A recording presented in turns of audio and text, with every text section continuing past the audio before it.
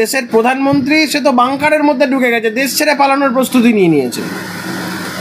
দেশের army general সে প্রথমে পালাতে গেল, তারপরে গ্রেপ্তার হয়ে গেল। এখন এই বড় বড় লেকচারবাজিগুলো দিচ্ছে, দেশ যুদ্ধ করছে, তারা এখন ভেতর বড় বড় কথা বলছে, যুদ্ধ বন্ধ করো, এ করো। আমি বলছি এদের মেরে পিঠের চামড়া গুটিয়ে দেওয়া উচিত, মেরে পিঠের চামড়া গুটিয়ে দেওয়া উচিত। দেশের আগে কোনো কিছু নয়।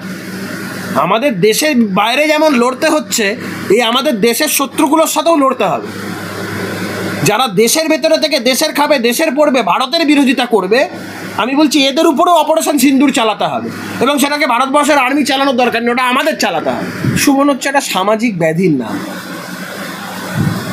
এ মানে সভ্য সমাজে থাকার যোগ্য না। He should be kept in isolation. এই সমস্ত লোককে হাত পা বেঁধে একদম ওই সলিটারি কনফাইনমেন্টের মধ্যে রাখা উচিত। মমতা বন্দ্যোপাধ্যায় দয়া একবার এমপি হয়ে সেই পেনশনের উপরে বেঁচে আছে, আর তো কোনো কম্য নেই, কিছুই নেই, ওর গান এখন আর কেউ শোনেও না, লেখে। আর যারা লিখছে তাদের সম্পর্কে কদিন আগে সোশ্যাল মিডিয়ায় কি বেরিয়েছিল এটা জানে না? যাদের নিজেদের ব্যক্তিগত জীবন এতটা কুলুষিত, আমি বলতাম না, আমার এই কথাগুলো শুনে আমি সবার আগে দেশ, তারপরে সব কিছু। এই চিরকাল এই বামেদের চরিত্রটাই হচ্ছে দেশের বিরুদ্ধে কাজ করা। সেটা সোহরাবর্দীর সাথে হাতে হাত মিলিয়ে হোক, গ্রেট ক্যালকাটা কিলিংসের সময় হোক, বা বিভিন্ন সময় যখন দেশের হিতে কোনো কথা হয়, এরা চিরকাল দেশের বিপরীত এক মেরুতে অবস্থান করে। প্রমাণ চাইবে, দেখবেন একটু পরে প্রমাণ চাইবে, কোথায় হয়েছে, কি হয়েছে, দেখাও, এ হয়েছে। এদের জেহাদিরা মরলে এরা যেন কান্নাকাটি শুরু করে দেয়, ওদের যেন বাপ 14 পুরুষ মরে গেল, এমন একটা হাবভাব করে। তো যে কৌস্তব চ্যাটার্জি এগুলো লিখছে, তার ব্যক্তিগতভাবে তার কী কী বেরিয়েছিল কদিন আগে জানি না আমরা। তারা সিপিএমের নেতা, তাদের কথা শুনবে মানুষ? যাদের নিজেদের ব্যক্তিগত জীবনে যাদের চরিত্রের এই অবস্থা, তাদের কথা মানুষ শুনে নাচবে? লজ্জা হওয়া উচিত এই সমস্ত লোকেদের যারা এই সমস্ত কথাবার্তা বলে। আমি সিপিএমের দেখেছি কিছু মহিলা বলে বাজে কথা বলতে পারছি না, ওই ঐশী, দীপশিকা, এরা যেই সমস্ত কথাবার্তা লিখছে ফেসবুকে, যুদ্ধ বন্ধ করো, যুদ্ধ বন্ধ করো, এমন একটা ভাব করছে যেন ওদের বাড়িতে আক্রমণ হয়েছে।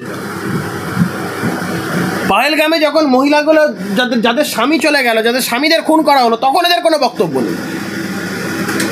যখন ইসলামী জিহাদিরা তারা ধর্ম দেখে খুন করলো, তখন এদের কোনো মাথা ব্যথা নেই।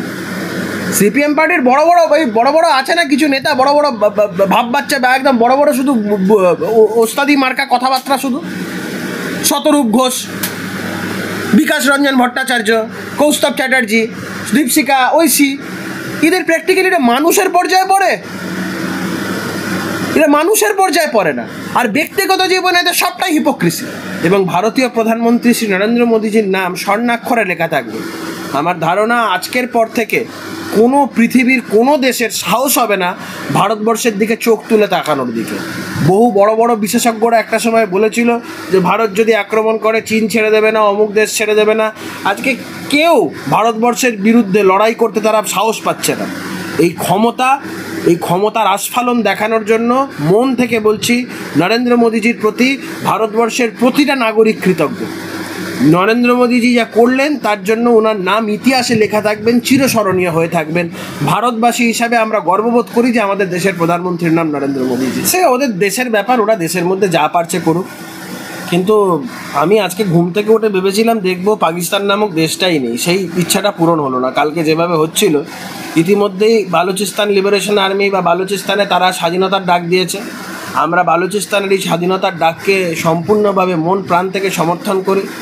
তারা যেভাবে বিভিন্ন পোস্টে মাতা হিংলাজের কথা বলেছেন, হিংলাজ মায়ের কথা বলেছেন, যেভাবে বিভিন্ন পোস্টে শ্রীকৃষ্ণের ছবি দিয়ে, রামচন্দ্রের ছবি দিয়ে তারা যেভাবে তাদের নিজেদের স্বাধীনতা উদযাপন করছেন, এটা থেকে স্পষ্ট যে আলটিমেটলি আমরা যেভাবে তাদেরকে ভালোবাসা দিয়েছি বা তাদের প্রতি আমাদের যে ভালোবাসা বা আমরা যে আবেগ দেখিয়েছি, সেই আবেগের যথাযথ সম্মান তারা দেখিয়েছে। আমরা মনে করি এদের যে লড়াই, দীর্ঘদিনের যে লড়াই, বালুচিস্তানের লিবারেশন, বালুচিস্তানের ইন্ডিপেন্ডেন্স, এটা সময়ের অপেক্ষা। আমার বর্তমানে মনে পড়ছে আমরা তো 71 সালটা দেখিনি, পড়েছি, পড়াশোনা করেছি বা দেখেছি, মানে লেখাপড়া করে যেটুকু জেনেছি। আজকের যে দিন, আজকের সন্ধিক্ষণে দাঁড়িয়ে আবার একটা 71 হতে চলেছে। এই ভাষাতেই জবাব দেওয়ার প্রয়োজন ছিল। যারা যে ভাষা বোঝে তাদের কাছে সেই ভাষাতেই উত্তর দেওয়াটার প্রয়োজন ছিল। এখন বিষয়টা হচ্ছে ভারত তো কোনো কালে আক্রমণকারী হিসেবে চিহ্নিত নয়। ভারতের উপরে যখন আক্রমণ হয়েছে ভারত প্রতিরোধ করেছে। আর বর্তমান সরকার, এ সরকার কোনো মজবুর সরকার নয়, মজবুত সরকার। প্রধানমন্ত্রী নরেন্দ্র মোদীজি বলেছিলেন যে এমন শিক্ষা দেওয়া হবে যেটা পাকিস্তান কল্পনাও করতে পারবে না, যে শত্রুরা যেটা কল্পনাও করতে পারবে না। ঠিক তাই হলো। প্রথম থেকে যদি আমরা দেখি, যখন প্রথম অপারেশন সিন্দুর লঞ্চ হলো এবং প্রথম যে অ্যাটাকগুলো হলো, দেখা গেল বেশ কিছু জায়গাতে যেখানে টেররিস্টদের হ্যান্ডলাররা বা যারা যারা আছে 9টা জায়গা বেছে বেছে, সেখানে মাসুদ আজহারের পরিবার থেকে শুরু করে যারা যারা এখন 9খানা জায়গা, সেখানে কোনো পাকিস্তানি আর্মিদের উপর বা তাদের জেনারেল যাদের সিভিলিয়ান্স কারোর উপর কোনো হামলা হলো না। এই 9টা জঙ্গি ঘাঁটির উপরে আক্রমণ হওয়ার পরে যেটা দেখা গেল, পাকিস্তান রিটালিয়েট করলো কি ইন্ডিয়ান সিভিলিয়ান্সদের ওপর, পুঁছে গুলি চালালো, নিরীহ লোকজন মারা গেল, বিভিন্ন জায়গাতে আর্মি ক্যাম্পের উপরে হামলা করার প্রচেষ্টা করলো, কিন্তু পারলো না কোনোটাই তারা করতে। এখান থেকে এই মানসিকতার তফাৎটা বোঝা যায় যে ভারতবর্ষের মানসিকতাটা প্রথম থেকে ছিল যে জঙ্গি ঘাঁটিগুলোকে নষ্ট করা, আর পাকিস্তানের মানসিকতা হচ্ছে তারা নিজেদেরকে, তাদের নিজেদের ডিফেন্স সিস্টেমটা জঙ্গি গোষ্ঠী এদের সাথে নিজেদেরকে সেগ্রিগেট করতে পারে না। তাই যখন এই জঙ্গিদের মৃতদেহগুলো একটার পর একটা যখন নিয়ে যাওয়া হচ্ছিল, ভিজুয়ালসে দেখা গেছে পাকিস্তানি আর্মি দাঁড়িয়ে স্যালুট করছে তাদেরকে। তো এমত অবস্থায় দাঁড়িয়ে পাকিস্তান যেটা করলো, ওই জঙ্গি ঘাঁটির উপরে আক্রমণের প্রতিবাদে নিরীহ সাধারণ মানুষজনকে মারলো, আর্মি ক্যাম্পগুলোর উপরে হামলা করার প্রচেষ্টা করলো। তারপর প্রত্যাঘাতে ভারত যা কালকে করেছে, তো আলটিমেটলি এরপরে তো পাকিস্তান ছেড়ে দেওয়া কেঁদেবাচির মতন অবস্থা। ওদের গতকাল ওদের পার্লামেন্টে ওদের এক এমপি, ওই তাহির ইকবাল, সে তো প্রায় কান্নাকাটি শুরু করে দেয়, ছেড়ে দাও টাইপের একটা ব্যাপার। আমাদের সব শেষ করে দিল, হাত পা ভগবানের কাছে এসেছে, আল্লাহ আমাদের বাঁচাও। আমি যখন কুণাল ঘোষ শতরূপের ওই 22 লক্ষ টাকার গাড়ি নিয়ে কথা বলেছিল, আমি বলেছিলাম, প্রতিবাদ করেছিলাম যে 22 লক্ষ টাকার গাড়ি কিনেছে তো কী হচ্ছে, চুরির পয়সায় তো কেনেনি। কিন্তু তুমি যদি আজকের দিনে দাঁড়িয়ে একটা স্পষ্টভাবে দেখো, যে কমিউনিস্ট হিসাবে যে আইডিওলজির প্রতিও কমিটেড, এত আইডিওলজির প্রতি কমিটমেন্টের কথা বলে, ওটা কমিউনিস্ট সুলভ আচরণ বা কমিউনিস্ট সুলভ জীবনযাপন? সিপিএম পার্টির আমি বহু লোকজন দেখেছি, আমি কমিউনিস্ট পার্টির বহু মানুষজন দেখেছি। বিমানবাবুকে আমি 22 লক্ষ টাকা গাড়ি চড়তে দেখিনি। বিমানবাবু যা করছে তার মতাদর্শকতা হবে, তারাও পাকিস্তানকে সমর্থন করবে। সেই জায়গায় বিমানবাবুর প্রতি একরাশ ক্ষোভ আছে, সিপিএমের প্রত্যেকটা লোকের প্রতি আছে। কিন্তু আমি ব্যক্তিগত জীবনে বলছি, বিমানবাবু ব্যক্তিগত জীবনে 22 লক্ষ টাকার গাড়ি কিনে চড়বে না, এই আড়ম্বর সুলভ জীবনযাপন করবে না।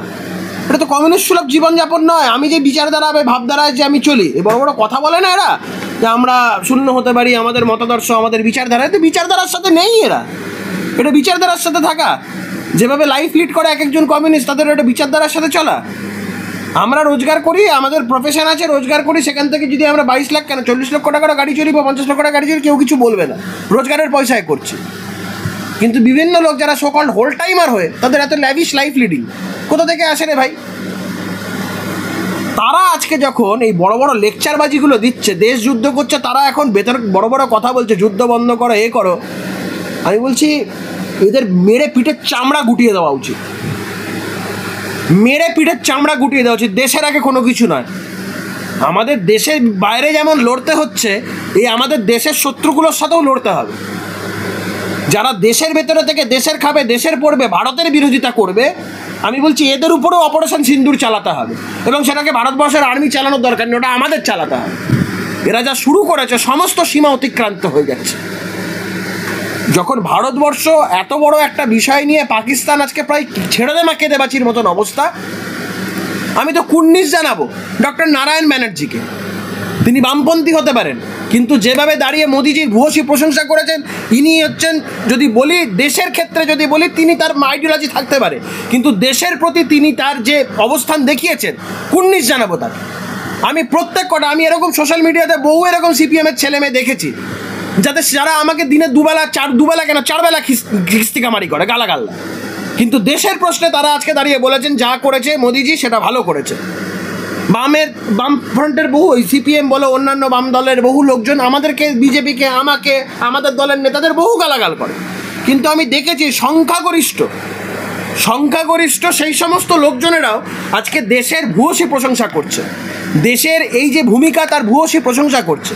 আমরা তাদের প্রতি কৃতজ্ঞ। আমরা বলছি তাদের সাথে আমাদের মতাদর্শের লড়াই থাকলেও, তাদের সাথে আমাদের রাজনৈতিক লড়াই থাকলেও আজকের দিনে তারা যে অবস্থান নিয়েছেন দেশের কথা ভেবে, কারণ দেশ আগে তারপর সব কিছু, দেশের কথা ভেবে তারা যে অবস্থান নিয়েছেন তাদের প্রতি আমরা কৃতজ্ঞ। তাদের সাথে আমাদের রাজনৈতিক লড়াই হাজারও হবে, আগামী দিনে হবে, কিন্তু দেশের প্রশ্নে যারা এই অবস্থান নেবে আমরা দেশবাসী হিসাবে আমরা বলবো ধন্যবাদ আপনাদের। সুমন হচ্ছে একটা সামাজিক ব্যাধির নাম,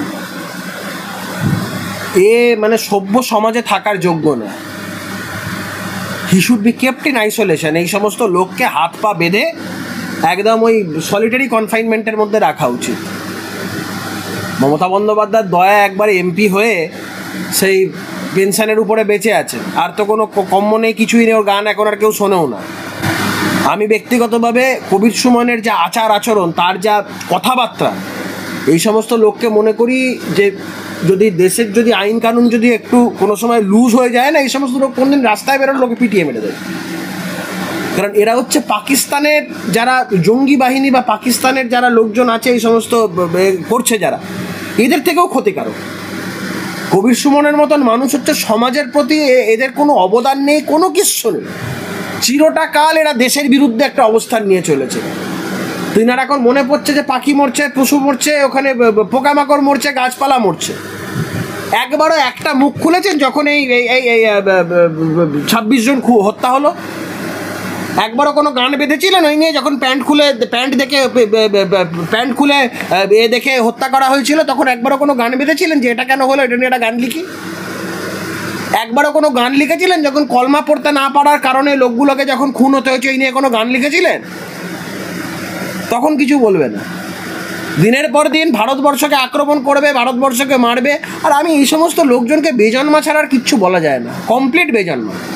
তবে পশ্চিমবঙ্গের প্রতিটা মানুষের কাছে তথা দেশের প্রতিটা মানুষের কাছে আবেদন করব, এই কবির সুমন এবং বিভিন্ন বামপন্থী মানসিকতার অতি বাম, ছোট বাম, বড় বাম, এরা যারা আজকের দিনে দাঁড়িয়ে দেশের বিরোধিতা করছেন, যুদ্ধের বিরোধিতা করছেন, পাকিস্তানের হয়ে কথা বলছেন, দেশের বিরোধিতা করছেন, তাদেরকে সম্পূর্ণরূপে সামাজিক বয়কট করুন। রাস্তায় বেরোলে কথা বলবেন না, পাশে এলাকায় একটা লোক তাদের সাথে কথা বলবেন না, দোকানে গেলে মাল দেবেন না, সামাজিকভাবে সম্পূর্ণভাবে এদের এলিনেট করে দিন। সামাজিক বয়কটের প্রত্যেকটা এরা যারা রয়েছে, যারা আজকের দিনে দাঁড়িয়ে দেশের বিরোধিতা করবেন, আপনাদের কাছে আমার হাত জোর করে অনুরোধ, সামাজিকভাবে এদের বয়কট করুন। কারণ এরা হচ্ছে সোশ্যাল মেনাস, এরা এই ভদ্র সমাজে থাকার যোগ্য নয়। ওদের যদি না পোষায় ওরা ভারতবর্ষ ছেড়ে চলে যাক পাকিস্তান বা বাংলাদেশে। এই দেশে তাদের সাথে কোনো রকম কোঅপারেশন নয়, টোটাল নন কোঅপারেশন, টোটাল সামাজিক বয়কট।